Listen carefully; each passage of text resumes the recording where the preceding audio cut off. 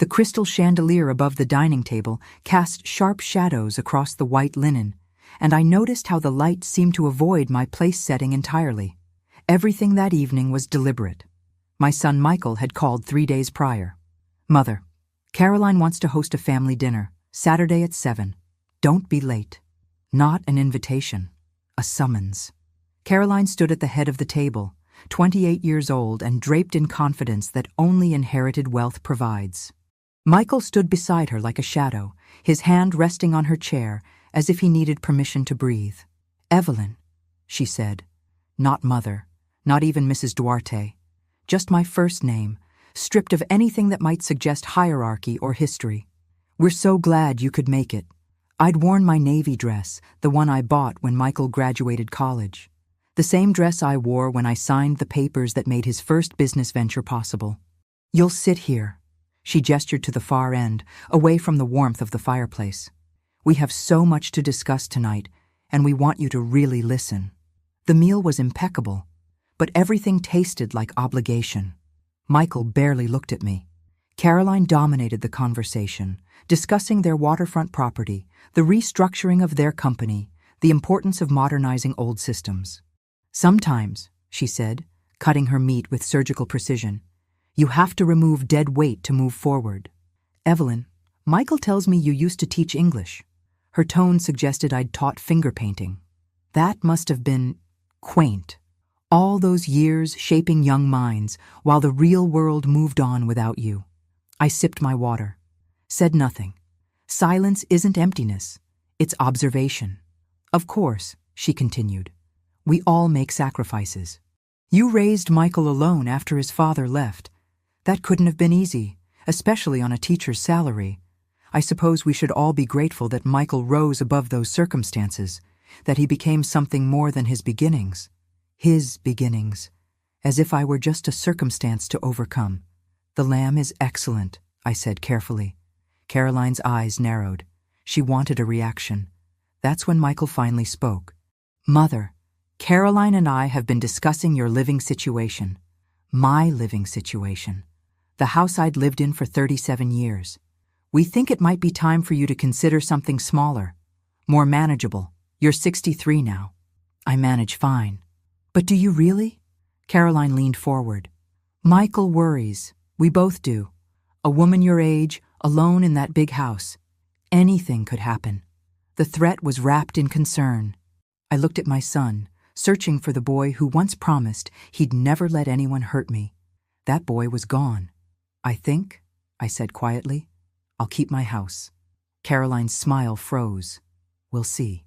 And that's when I knew this wasn't about family. This was the opening move in a game I didn't yet understand, but would soon learn to play better than they ever could. The dessert arrived in crystal bowls. Panna cotta with berry compote, delicate and cold. Caroline dismissed the server with a wave. "There's something else," Caroline said. "Something we need to address." Michael shifted uncomfortably. Guilt has a posture, and my son was wearing it. "Last month," Caroline continued, "I hosted a charity luncheon. 40 women, all wives of Michael's business associates. Your name came up. I hadn't been invited. Apparently, you've been telling people that you helped Michael start his company, that you were somehow involved." The air left the room. "I didn't help start it. I co-founded it." Michael's face went pale. Caroline's went red. "Co-founded," she repeated, her laugh sharp as broken glass. "That's quite a story. Michael built Duarte Enterprises from nothing. What could a retired schoolteacher possibly have contributed?" "Everything," I said simply. "The initial capital, the business plan, the first 5 clients. Should I continue?" "You should stop." Michael's voice was quiet but firm. "Mother, I think you're confused. You loaned me some money years ago, yes. I paid it back. But the company, that's mine." "Ours," Caroline corrected, placing her hand over his. "What's his is mine now. Legally." Caroline stood abruptly. "This is exactly the problem. She's creating narratives that could damage your reputation, our reputation." She began to pace. "Those women, they're connected to everyone.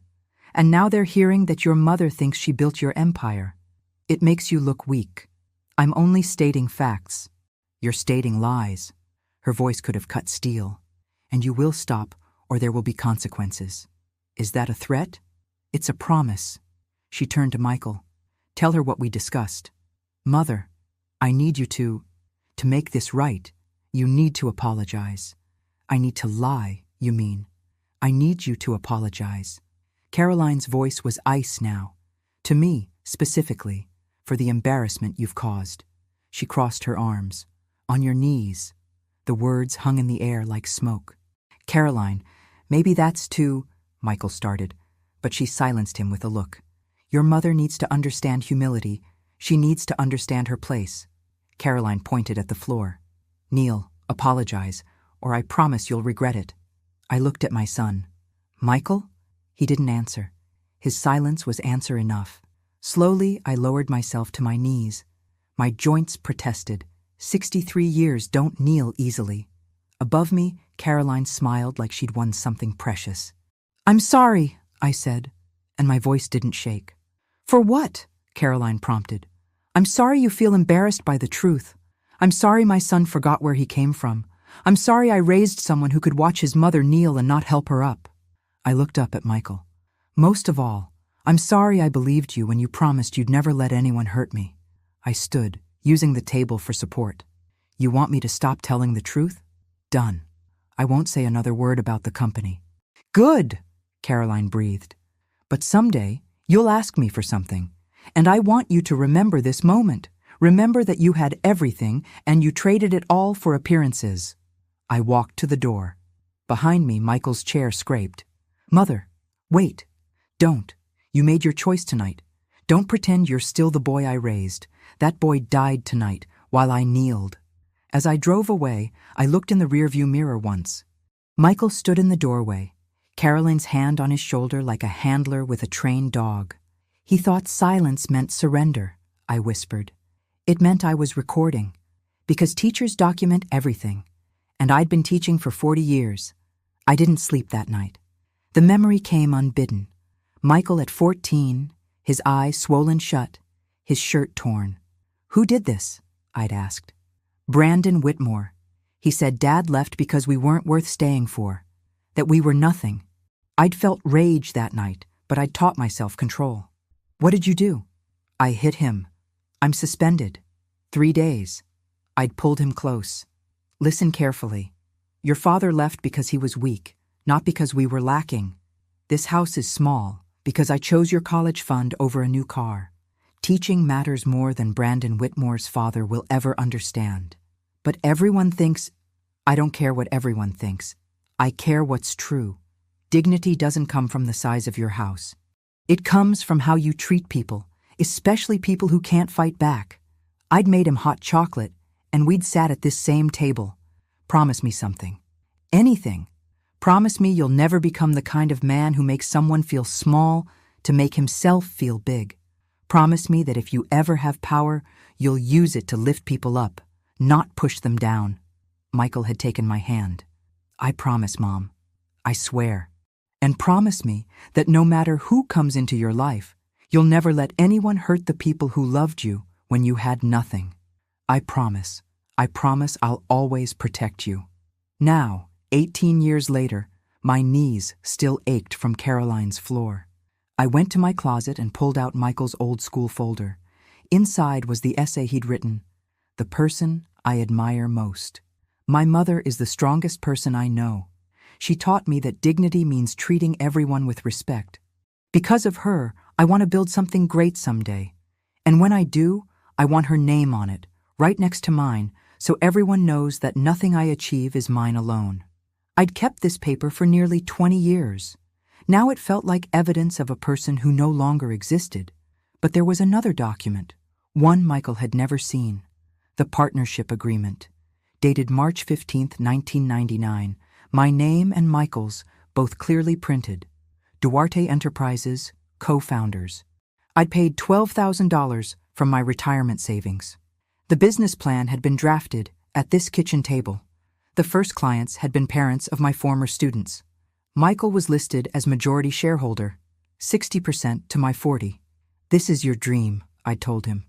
I'm just helping it start. I photographed every page, the digital files uploaded with a soft chime. He thought silence meant surrender, I whispered. It meant I was being careful. Because documentation defeats memory. Facts outlast feelings. And truth, no matter how long buried, always surfaces. When the sun rose, I had a plan. Not revenge, something colder, something more patient. This required exactly what I'd done for 40 years, teaching a lesson they'd never forget. 3 days later, a letter arrived. Heavy, expensive stock, just Mrs. Evelyn Duarte. Inside was Caroline's letterhead. Following our recent conversation, we've discovered that while you hold your home's title, Michael has been covering your property taxes for 7 years. Given your recent behavior and false claims, we're discontinuing this support. Should you find yourself unable to manage these costs, we're prepared to purchase the property from you. We've enclosed brochures for assisted living facilities. Whitmore. Caroline was Brandon Whitmore's sister. The boy who'd told 14-year-old Michael that we were nothing. She wasn't from nowhere. She was from old money, the kind that teaches you early that people like me exist to serve people like her. My phone rang. Michael, did you get the letter? I did. Look, this house is a lot for you. What happens when you fall and no one's there? What happened for 37 years before you started helping? I managed, Michael. I managed when you were in diapers and the hot water heater broke. I managed while putting you through college. But you don't have to manage alone anymore. By threatening me? By calling my truth false claims? When you go around saying you started my company, it makes me look like I couldn't succeed without you. Our company. Or have you forgotten March 15th, 1999? Silence. That was a long time ago. Not so long that the documents disappeared. The partnership agreement. The business plan with both our names. The documents you used to get that small business loan because banks don't lend to 22-year-olds without co-signers. I paid you back. You paid back the cash, but the partnership was never officially dissolved. You just stopped mentioning me. Mother, you stopped being involved. You went back to teaching. I didn't walk away. You grew beyond me, and I was proud. But I didn't relinquish my legal standing. I just trusted you to remember where you came from. This is exactly what Caroline was talking about. You're confused. Don't you dare suggest I'm senile because I remember what you'd rather forget. Just think about the offer. Look at the facilities. I don't need to be managed, Michael. That's not what this is. Then what is it? He didn't answer. In the background, Caroline's voice, muffled but insistent. I have to go. The line went dead. I went to my closet and pulled out the brown envelope marked Original, Do Not Copy. Inside was everything. Partnership agreement with original signatures, bank documents showing my $12,000 investment, the business license with both names, tax filings listing us as equal partners. And there, stapled to the back, Michael's handwritten note from the day we signed. Mom, I know you're risking everything. I promise I'll never forget that none of this happens without you. You're not just an investor. You're my partner, today and always. Love, Michael. Today and always. I photographed everything. Then I called Martha, who'd witnessed those original signatures. Martha, remember that agreement Michael and I signed in '99? Of course, why? Because I might need to prove something. Can you scan whatever you have? Are you okay? I'm learning that sometimes the people who taught you to keep records are the same people who forget you did. After we hung up, I placed the brown envelope on my kitchen table next to Caroline's threatening letter. He thought silence meant surrender, I whispered. It meant I had time to gather evidence. Because whoever controls the documents controls the narrative. And I'd been controlling the documents for 26 years. I spent the next week becoming invisible. When Michael called, I let it go to voicemail. When Caroline sent another letter, this one from their lawyer suggesting a voluntary assessment of my mental competency, I filed it away without response. But I wasn't idle. I was excavating. My home office became an archaeological dig site. 26 years of documents emerged, old calendars, receipts, bank statements, things I'd kept out of habit, never imagining I'd need them as evidence against my own son. In a folder marked Michael Business, 1999-2003, I found the original business plan. And there, throughout the entire document, were my handwritten notes in the margins. Page 7.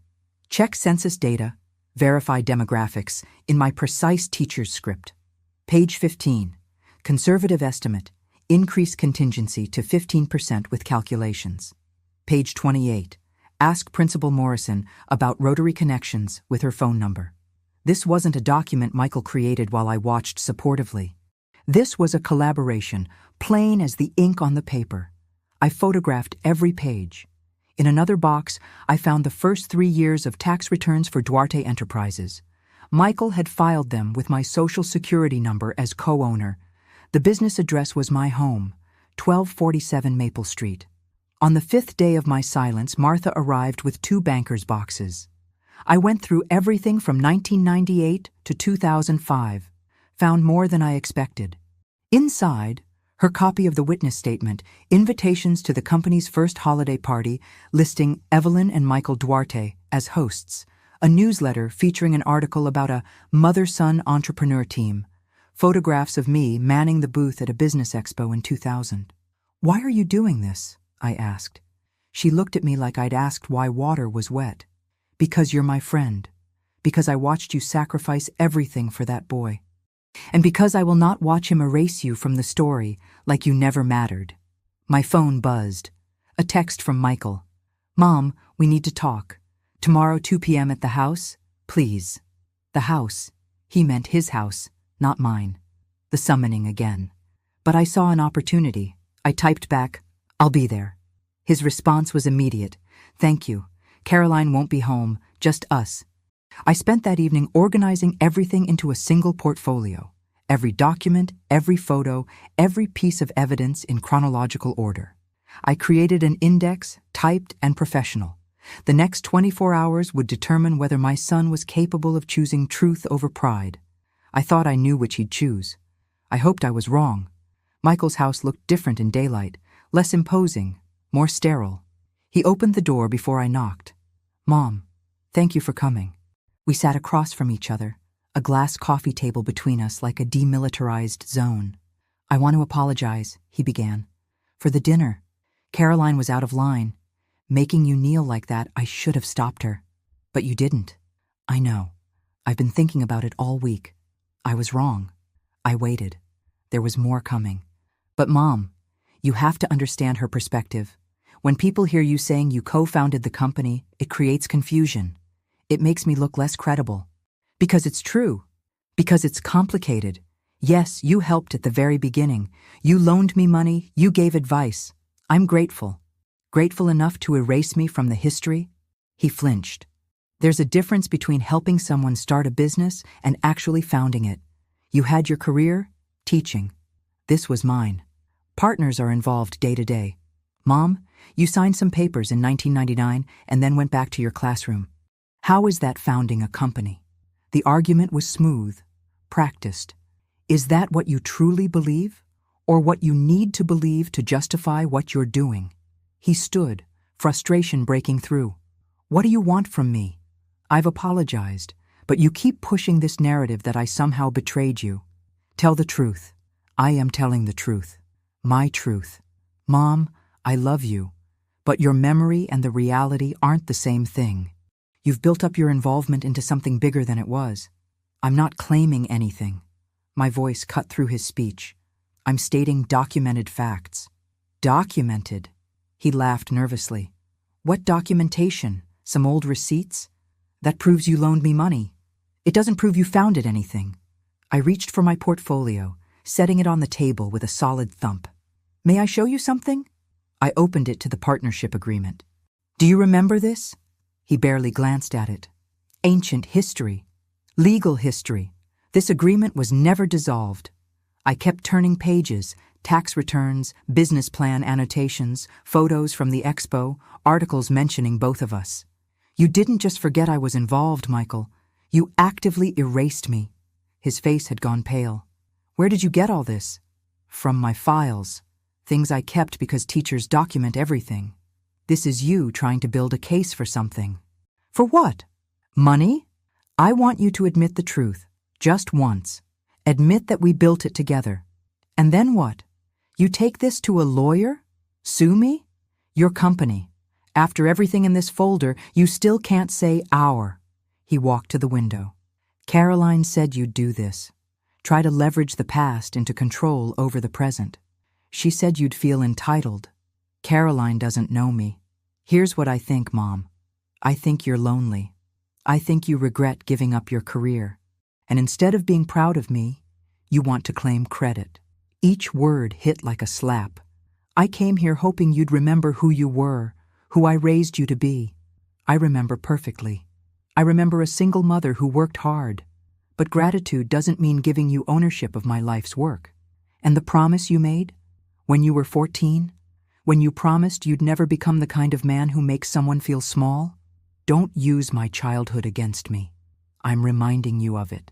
Because the boy who made that promise would never have let his wife humiliate his mother. He said nothing.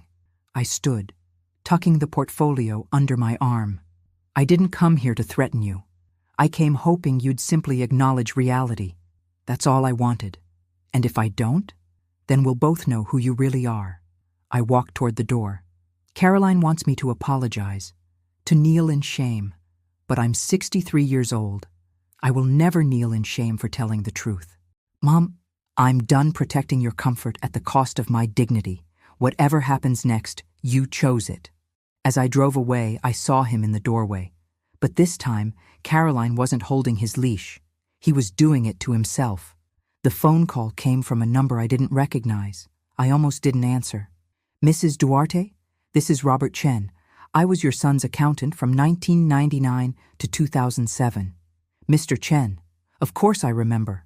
I received a strange request this week from Michael's current accounting firm. They wanted copies of all original documents from the company's founding. Then I got a follow-up call from Caroline, asking me to confirm that you were never actually a co-owner, just an investor who loaned money. My pulse quickened. What did you tell her? The truth, that you and Michael were listed as equal partners initially, 50-50, then shifted to 60-40 in 2003.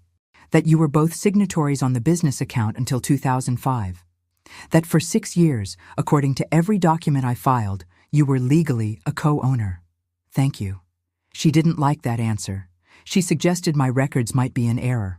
But here's the thing. They never officially dissolved the partnership. I told Michael in 2007 to clean up the ownership structure, but he said you weren't involved anymore, so it didn't matter. But legally, you're still on paper as owning 40% of Duarte Enterprises, as of 2007 anyway. Why are you telling me this? Because I remember you, Mrs. Duarte. I remember a teacher who cashed out her retirement to help her son. I remember thinking you were either very brave or very foolish. And I remember Michael promising he'd make sure you never regretted it. His voice grew sad. So when his wife called trying to get me to lie, I thought you should know what they're doing. After we hung up, I sat in my kitchen as afternoon light slanted through the windows. They were panicking. My phone buzzed. An email from Michael's corporate attorney. Following a routine audit, we're reaching out regarding your early investment in the company. We'd like to offer fair market value for any residual stake you might claim in exchange for signing a complete release. This is a generous offer of $50,000. Please respond within 14 days. Attached was a settlement agreement that would erase me completely, confirming I was never a formal owner, just a supportive mother. $50,000 for 40% of a company valued at $8 to $12 million. They were trying to buy my silence on the cheap. I called Martha. They sent you what? She was furious. 40% of $8 million is $3.2 million, Evelyn. I know. And you're going to tell them to? I'm going to wait. I'm going to let their 14 days tick by without a response. Why?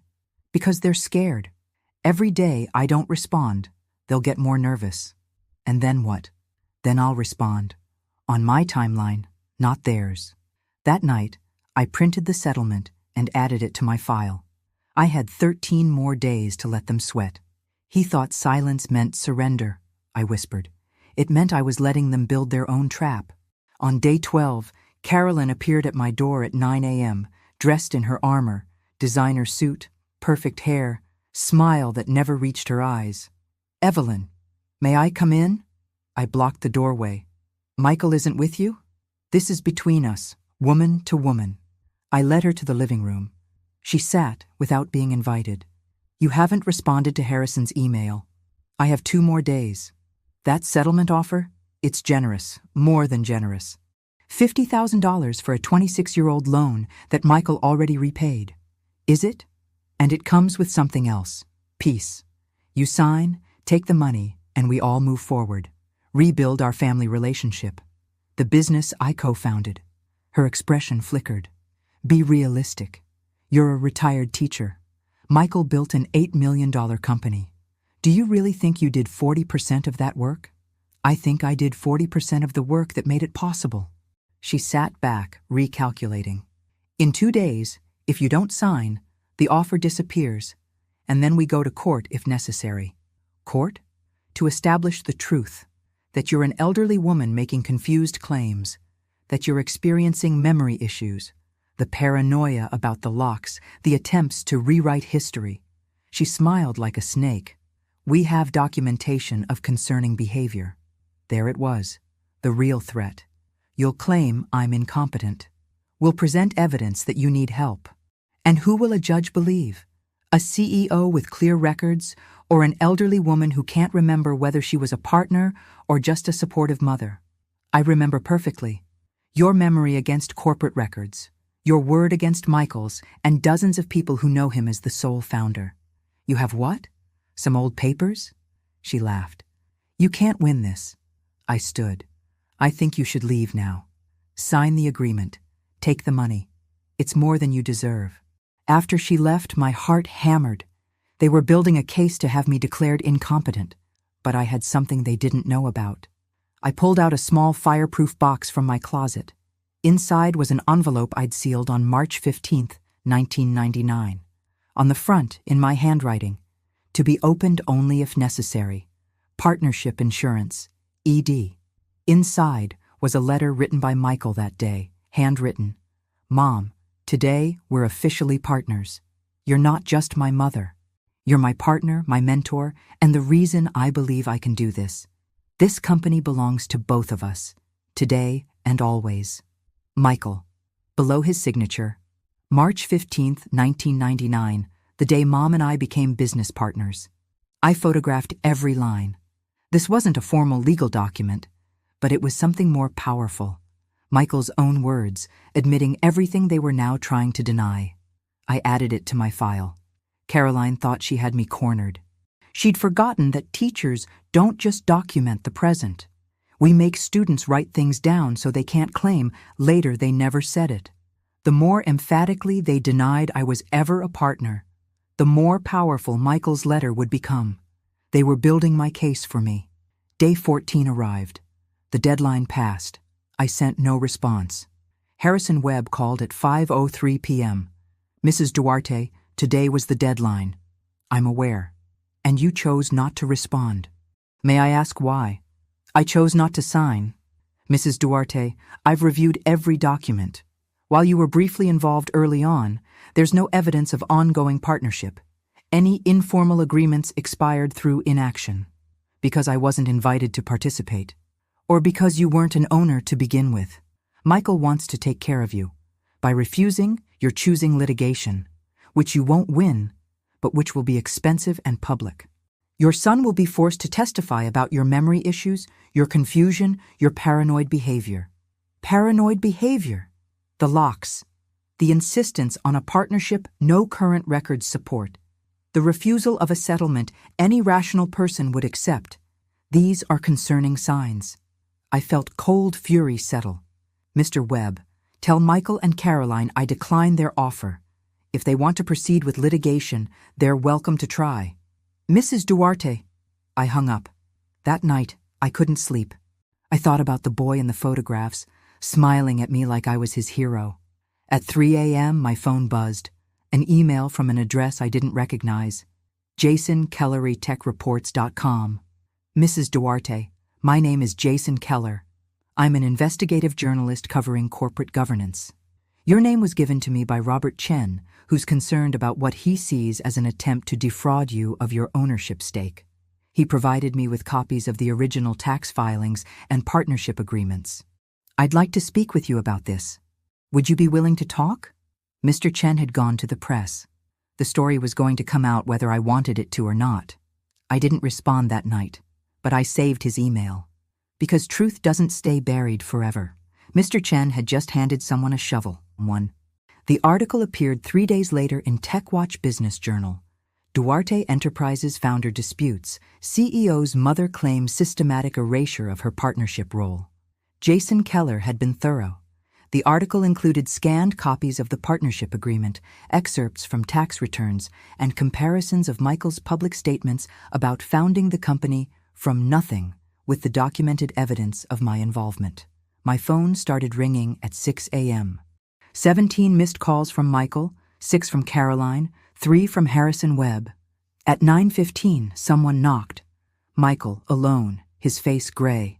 I let him in. He sat heavily on the couch, staring at his hands. You went to the press. I didn't. Mr. Chen did. His head snapped up. What? Your accountant, the one Caroline tried to get to lie. He contacted Jason Keller on his own. But you talked to him. I didn't. Everything in that article came from Mr. Chen's files. I haven't spoken to any reporters. He looked at me, trying to determine if I was lying. My phone hasn't stopped. Clients, board members, investors, everyone wants to know if it's true. Is it?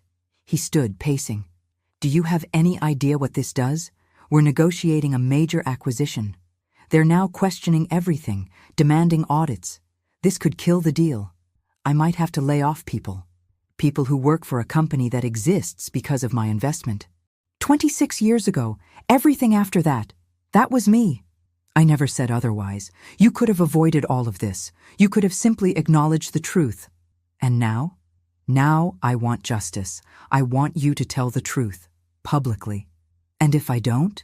Then the next journalist who calls? I'll talk to them. I'll show them everything, including your letter. His face went pale. What letter? I went to my office and returned with the envelope. I held it up so he could see his own handwriting. March 15th, 1999, the day Mom and I became business partners. You remember this? You wrote me a letter calling me your partner. You promised you'd never forget my contributions. You said the company belonged to both of us, today and always. Let me see it. No. He sank back, tears in his eyes. What do you want from me? I want you to call a board meeting. I want you to present the real history, including my role as co-founder. I want you to formally acknowledge my ownership stake. That's the legal implications, the financial. I understand perfectly. And if you don't do it voluntarily, I'll file a lawsuit, with depositions and public testimony, including this letter. Caroline will never agree. Caroline doesn't get a vote. This is between you and me. He was quiet. Then, how did it come to this? You tell me. Somewhere between that boy who promised to protect me and the man sitting here now, you forgot those lessons. I didn't forget. I just wanted it to be mine, my success. Not something I did because my mother helped. I wanted to be self-made. Nobody is self-made, Michael. That's a myth we tell ourselves to avoid gratitude. He looked at me with an expression I couldn't read. I need time to think. You have 24 hours. After that, I call Jason Keller back. With documents. With that letter. With everything. After he left, I felt the weight of what I'd done. I was forcing my son to choose between his pride and his integrity. But he'd made me choose first, between my dignity and his comfort. Now he was learning that I was willing to sacrifice his image to restore my dignity. Michael called at 8 p.m. Mom, I'm holding a board meeting tomorrow at 10 a.m. I'd like you to attend. You're really doing this? I'm doing something. Will you come? Yes. The next morning I dressed carefully. Navy pantsuit, hair in a neat bun. I looked like what I was, a retired teacher who meant business. A young man met me in the lobby. Mrs. Duarte? I'm Kevin. Please follow me. The boardroom was all windows and expensive furniture. 8 people sat around the table. Michael at the head, Caroline to his right, and 6 others. They all turned when I entered. Everyone, this is Evelyn Duarte, my mother and, he paused, and co-founder of this company. Murmurs. Caroline's jaw tightened. Please, sit. He gestured to an empty chair, slightly behind the table, an observer's position. I didn't move. If I'm a co-founder, I belong at the table. Caroline started to object, but Michael raised a hand. You're right. Once seated, Michael cleared his throat. I've called this meeting to address the Tentar Novamente ZZ Continuar recent article and clarify historical facts. He pulled up a timeline on the screen. In 1999, I started this company with a $12,000 investment from my mother. She was listed as co-founder and equal partner in all initial documentation. That's ancient history, Caroline interrupted. We're here to establish facts. Please let me finish, Michael said firmly. He walked them through the partnership agreement, tax filings, business plan. Professional, thorough. But I could see the cost in his shoulders. The partnership was restructured in 2003, reducing my mother's stake from 50 to 40%. However, he paused. We never formally dissolved the partnership. She remained on paper as a 40% owner. On paper, a silver-haired man leaned forward. But not in practice. She hasn't attended meetings, participated in decisions. That's abandonment. Is it? I spoke for the first time. Or is it that I was never informed of meetings, never invited to participate, never given the opportunity to exercise rights I didn't know I still had? You knew, Caroline snapped. You stepped away. I went back to teaching because my son told me he had it under control. But he never said, and I never signed anything saying, that I was no longer a partner. Michael pulled up another document. This is from our attorney, a memo recommending we formally dissolve the original partnership. I didn't follow through. Why not? Janet from finance asked. Michael finally looked at me. Because part of me knew I owed her more than paperwork. And then years passed and it became easier to just not mention it. Easier to erase her, I said quietly. Yes. His voice broke. Easier to erase you. The room was silent. So what are we looking at? The silver-haired man asked. Is she claiming 40% ownership? Because that's exactly what the documents show, I said. 40%, never relinquished, never dissolved. This is insane, Caroline stood. Michael, you can't seriously... Sit down, Caroline. His voice was steel. She sat, eyes promising murder. Michael turned to me. You said you had a letter from me from 1999. May I see it? I handed him the envelope. He opened it slowly and began to read his own words from 26 years ago. His face went through several emotions: recognition, shame, grief. When he finished, he handed it to Janet. Please read this aloud. Michael, no. Caroline reached for it, but Janet was already reading. Mom, today we're officially partners. You're not just my mother. You're my partner, my mentor, and the reason I believe I can do this. This company belongs to both of us, today and always. By the time she finished, several board members were shifting uncomfortably. The silver-haired man was frowning deeply. This letter, Michael said, voice rough, represents what I believed in 1999. What I promised. What I've spent 2 decades pretending wasn't true because it was convenient to be the self-made CEO instead of the man whose mother made his dream possible. Michael, the legal ramifications, Caroline hissed. I've thought about nothing else for 3 days. He turned to the board. Here's what I'm proposing. We formally recognize my mother's 40% ownership stake. We restructure accordingly, including her in major decisions and providing appropriate compensation for the past 2 decades. That's millions of dollars, Caroline said. Back pay, dividends, you're talking about millions. I'm talking about what's right. What's right is fighting this. Any court will see she abandoned her stake. Michael stood, facing his wife. I'm done lying, Caroline. I'm done pretending. My mother made this company possible, and I erased her because it made me look better. That ends now. If you do this, Caroline's voice was cold, I'm out. I didn't marry someone who hands over millions to a woman making confused claims. She's not confused. I am. Or I was. He looked at me, and I saw the 14-year-old boy again. I forgot who I was.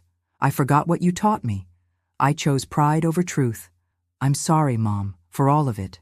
Michael. Caroline's voice was a warning. I love you, but I won't choose you over my mother again. If you can't accept that, then maybe we need to talk about what that means for us. The room erupted in whispers. Caroline grabbed her purse and walked out, heels clicking like gunshots. Michael watched her go, then turned back to the board. I need a vote.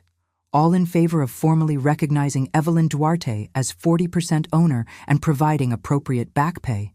The vote wasn't unanimous. 2 voted no. But 5 hands went up, including Michael's.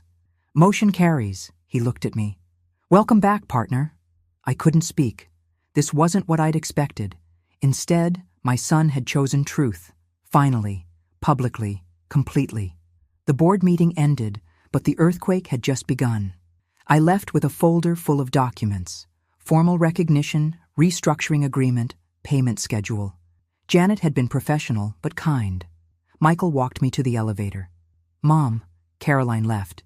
She texted from her car. She's filing for divorce. I'd expected triumph. Instead, I felt sadness. I'm sorry. Don't be. You were right about her, about everything. He pressed the elevator button. She married what she thought I was, a self-made CEO. She can't accept that I'm actually a man who had help, who made mistakes, who owes everything to his mother. He hugged me, really hugged me. Thank you for not giving up on me. 3 days later, I was watching the fallout spread. The business journals picked up the story immediately. Duarte CEO acknowledges mother's hidden ownership. By afternoon, local teacher spent retirement savings on son's dream.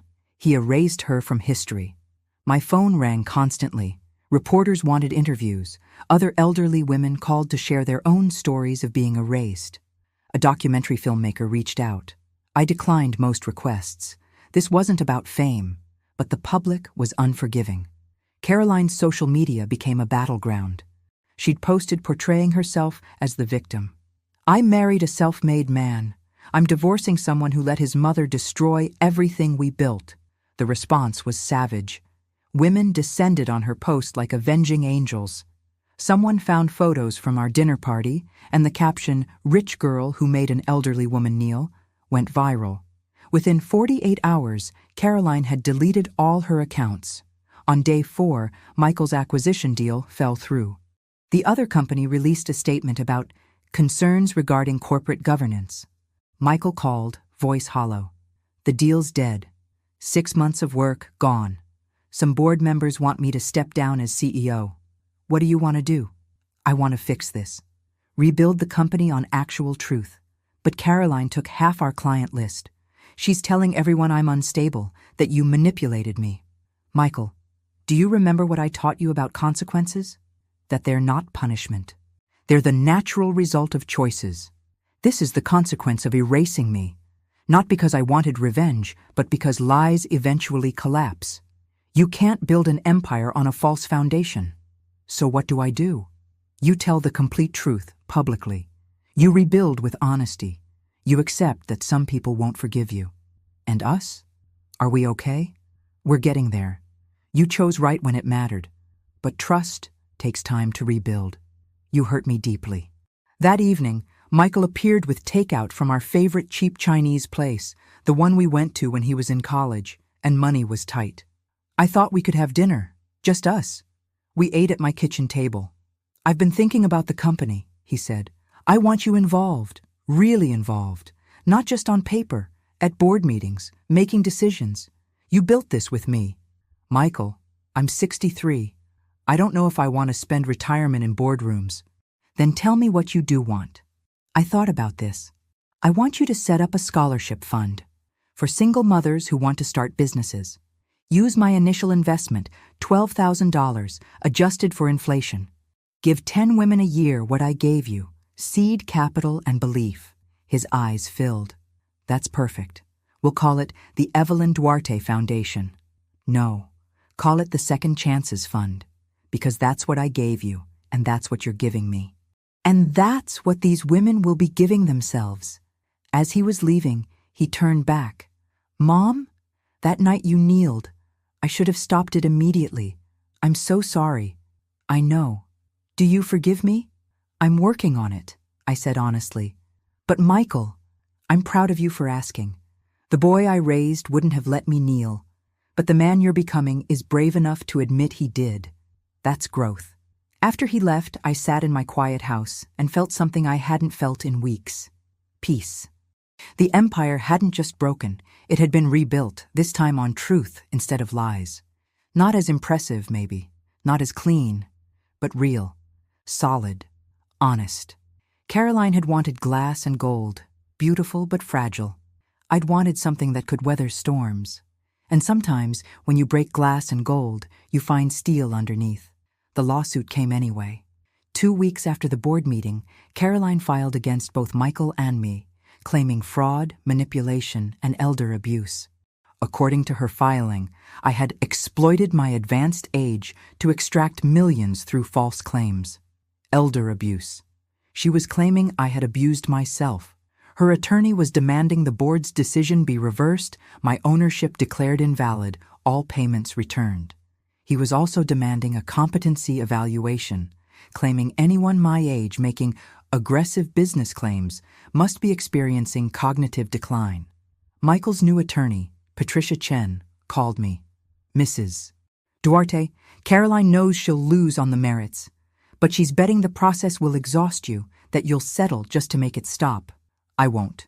Good, because I don't settle cases I can win, and we can win this one. The deposition was scheduled for 3 weeks out. Meanwhile, Caroline's team launched a media campaign portraying me as grasping and manipulative. I watched it unfold from my kitchen table, taking notes. Because they'd forgotten, I'd been documenting everything for 26 years. The night before my deposition, Martha came over with wine.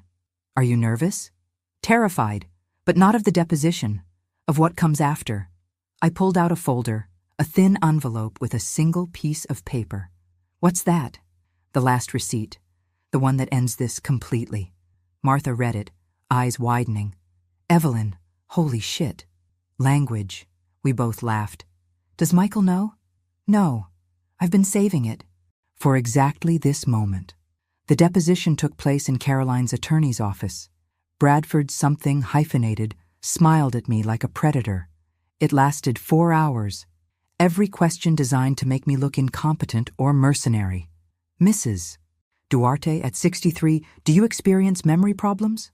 No more than you do at, what are you, 50? Do you ever have paranoid delusions? Didn't you disable a security system claiming your son was spying? I disabled a GPS tracking system he installed without my consent. That's not paranoia. That's recognizing a privacy violation.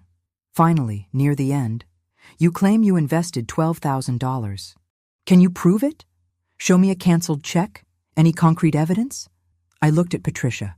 She nodded. I can do better. I pulled out my folder. I can show you the withdrawal slip from March 12, 1999, when I cashed out my retirement fund, and the deposit slip from March 15th, when that exact amount was deposited into the business account for Duarte Enterprises. I slid them across. Bradford's confidence faltered. This proves you withdrew money. It doesn't prove... The account number matches. The date is 3 days after my withdrawal, the time for the check to clear. The amount is exact. Coincidence. Is it? I pulled out another document. This is a letter from First National Bank, dated March 16, 1999, confirming the opening of business account 4478923 in the names of Evelyn Duarte and Michael Duarte, with an initial deposit of $12,000 from Evelyn Duarte's personal account. Bradford's face went pale. I kept it, I said softly, because I was a teacher.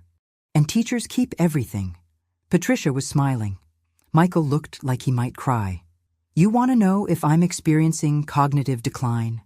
I remember every parent-teacher conference. I remember students from 30 years ago. I remember exactly how much I had in my account in 1999. $14,227.36. I took out $12,000 and left the rest for emergencies.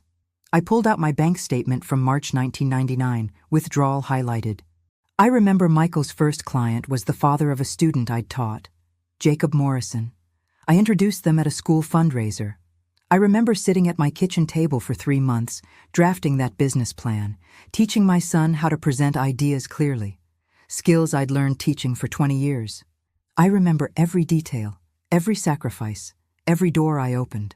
And I documented all of it, not because I planned to use it against my son someday, but because documentation is how you prove truth when someone tries to rewrite history.